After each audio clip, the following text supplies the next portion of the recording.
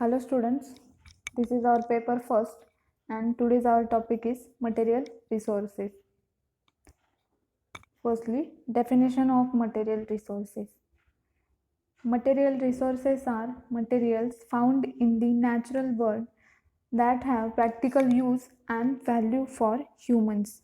Then, the natural resources are materials which living organisms can take from nature for sustaining their life or any components of the natural environment that can be utilized by man to promote his welfare is considered to be natural resources.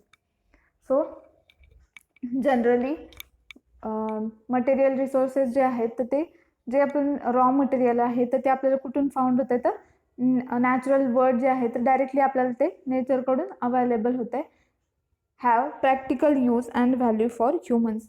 आपल्याला use असेल किंवा ज्या पण माणसाच्या गरजा आहेत ह्युमन्सच्या किंवा living ऑर्गॅनिझमच्या ज्या गरजा आहेत त्याच्यासाठी आपल्याला नेचरकडून रॉ मटेरियल क्रिएट होतं तर त्याला आपण मटेरियल रिसोर्सेस म्हणतो. Then the natural resources are materials which living organisms can takes from nature for sustaining their life or any components. तर हे जे मटेरियल आहे तर ते कशासाठी आपण यूज करतो जे ऑर्गॅनिझम्स असतील sustaining their life or any components.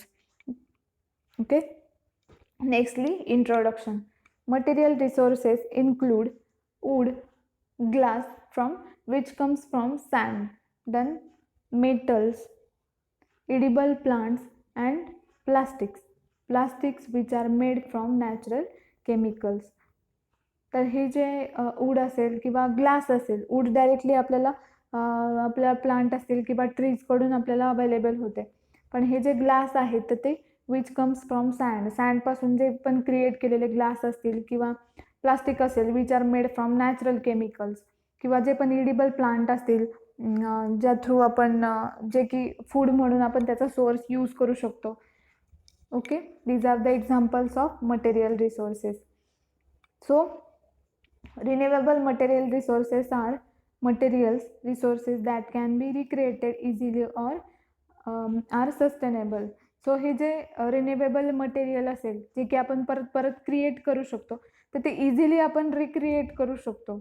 Then renewable material resources like glass can be recreated easily. जसं की आपण आता एक्झाम्पलमध्ये बघितलं जे पण ग्लास असेल विच कम्स फ्रॉम सँडपासून क्रिएट केलेले जे ग्लास आहे तर ते आपण इझिली क्रिएट करू शकतो. Okay, then on the other hand fossil fuels like oil, gas and coal are certainly not renewable since they take millions of years to produce. तर हे जे नॉन रिन्युएबल रिसोर्सेस कुठले आहेत तर ऑइल असेल, gas असेल आणि जे कोल्स असतील लाईक फॉसिल फ्युअल, जे पण सगळे फॉसिल फ्युअल्स आहेत तर ते क्रिएट होण्यासाठी खूप वर्ष लागतात किंवा आपण ते इझिली क्रिएट नाही करू शकत. So these are the example of non renewable material resources. It is used to make things and it can renewable and non-renewable. Then examples: renewable material resources, that is natural rubber made from trees and leather comes from cows. काऊज असतील किंवा other जे पेट animals असतील हेअरी तर त्यांच्यापासून आपण leather create करू शकतो. किंवा नॅचरल रबर असेल तर ते आपल्याला डायरेक्टली कुठून मिळतं त्याचं जे रॉ मटेरियल असेल तर ते from trees. Then non renewable resources like जे पण सगळे फॉसिल फ्युअल्स आहेत लाईक ऑइल असेल, मिनरल्स आणि आयर्न रॉक जे आहेत तर these are also example of non renewable resources. Then nextly material resources are material found in nature that can be used for practical human purposes that are considered to have value. So हे जे material resources आहेत तर ते directly आपल्याला जे raw material असेल तर ते आपल्याला डायरेक्टली नेचरकडून फाउंड होतं आहे किंवा मिळतं आहे तर ते आपण आपल्याला जे पण इकॉनॉमिक डेव्हलपमेंट करायची असेल माणसाला तर त्याच्यासाठी आपण त्याचा यूज करू शकतो किंवा माणसाचे जे ह्युमनचे जे पर्पजेस असतील किंवा नीड्स असतील, हॅव सम व्हॅल्यूज असतील त्यासाठी आपण त्याचा यूज करू शकतो. Then sell houses and sell glass windows. So both of these things certainly have a value in money. So हे जे वूडपासून क्रिएट केलेले असतील किंवा जे पण शेल हाऊसेस असतील किंवा शेल ग्लास विंडोज असतील, ह्या अशा टाईपचे आपण वेगवेगळे जे पण बिझनेस असेल तर ते नवीन क्रिएट करून किंवा अशा प्रकारचे वेगवेगळे बिझनेस टाकून आपण आपली जी व्हॅल्यू इन मनी और जी इकॉनॉमिक कंडिशन आहे तर त्यामध्ये आपण त्याचा यूज करू शकतो. Then but as long as human things as atom has some value it's material resources. There are many materials resources including wood from trees, edible plants that can be used as food, sand to make glass, metals extracted out of rocks, and chemicals from plants that can be turned into plastic.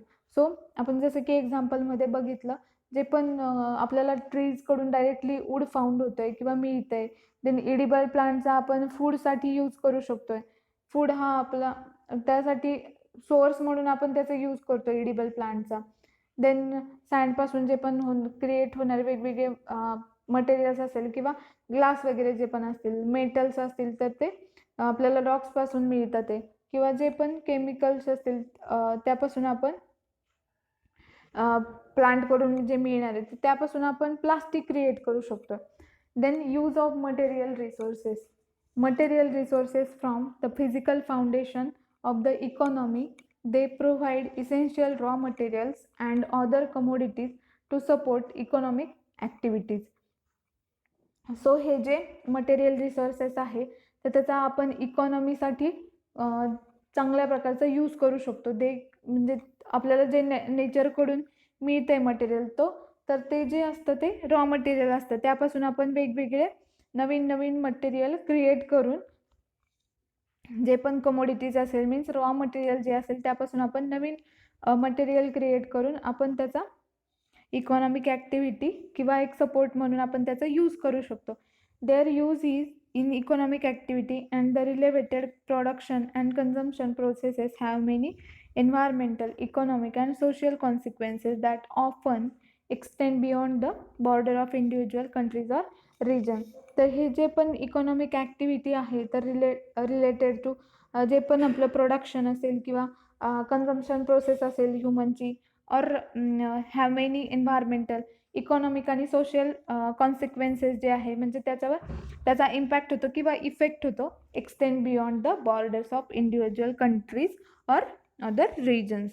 Then the intensity and nature of these consequences depend on the kind and amount of natural resources and materials used, the stage of the resources cycle at which they occur, the way the materials resources are used and managed, and the type and location of the natural environment from where they originate. तर या the intensity and nature of this consequences means ह्या सगळ्यावर त्याचा काय effect होतो किंवा ते कशावर depend असतात किंवा ते कुठून ओरिजिन होत आहेत, तर ह्या सगळ्याचा इम्पॅक्ट आपल्या इन्व्हायरमेंटवर तर होतोच फ्रॉम देअर किंवा ज्याकडून आपल्याला किंवा आपल्या ज्या इन्व्हायरमेंटकडून आपल्याला मिळते, नेचरकडून आपल्याला डायरेक्टली अवेलेबल होते, तर ऑफकोर्स ह्या सगळ्याचा इम्पॅक्ट प्रत्येक गोष्टीवर पडत असतो. So efficient use of material resources all the way through the economy is important for assuring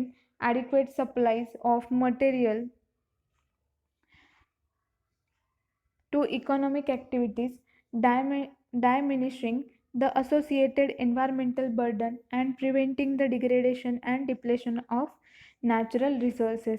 जे की आपण बघितलं की पोल्युशन असेल किंवा जे पण अदर एन्व्हायरमेंटमधल्या ॲक्टिव्हिटीज असेल, जर आपण हे नवीन आपल्याला जे पण नेचरकडून रॉ मटेरियल फाउंड होतं आहे किंवा मटेरियल रिसोर्स आपल्याला मिळत आहे त्याचा आपण यूज आपल्या ह्युमनचे पर्पजेस असतील किंवा नवीन नवीन आपल्याला जे पण आपल्याला सर्वाईव्ह होण्यासाठी गरजेच्या वस्तू आहेत तर त्या आपण क्रिएट करून त्याच्या थ्रू आपण इकॉनॉमिक आपली कंडिशन डेव्हलप करतो आहे. सो ह्या सगळ्याचा इम्पॅक्ट कशावर ऑफकोर्स होतो तर आपल्या एन्व्हायरमेंटवर किंवा जे पण आता आपण बनवणार आहे जे की नवीन नवीन क्रिएट करणार आहेत मटेरियल्स तर त्याचं डिग्रेडेशन असेल किंवा डिप्लेशन असेल तर ऑफकोर्स त्या सगळ्याचा इम्पॅक्ट येतो किंवा तो एक प्रश्न ऑफकोर्स क्रिएट होतो आहे. Okay, so that is the material resources. Thank you.